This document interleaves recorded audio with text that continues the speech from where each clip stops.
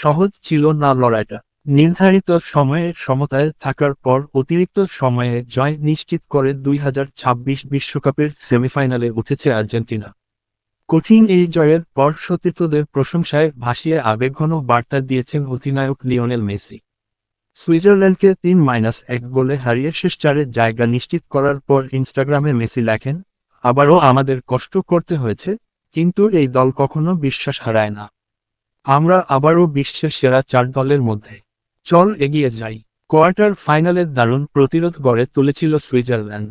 তবে অতিরিক্ত সময়ে আর্জেন্টিনা ম্যাচের নিয়ন্ত্রণ নিয়ে জয় নিশ্চিত করে।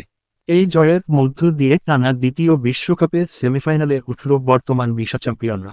এবার অবশ্য সামনে আরও কঠিন পরীক্ষা অপেক্ষা করছে লিওনেল স্কালোনির দলের।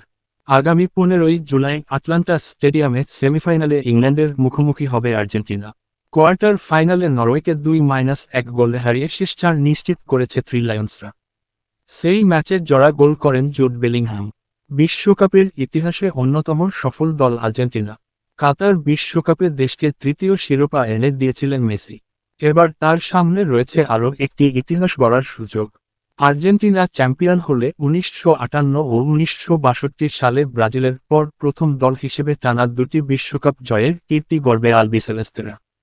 এদিকে ব্যক্তিগত অর্জনের দিক থেকেও দৌড়ে আছেন মেসি। গোল্ডেন বুটের লড়াইয়ে এখনও শক্ত অবস্থানে রয়েছেন তিনি।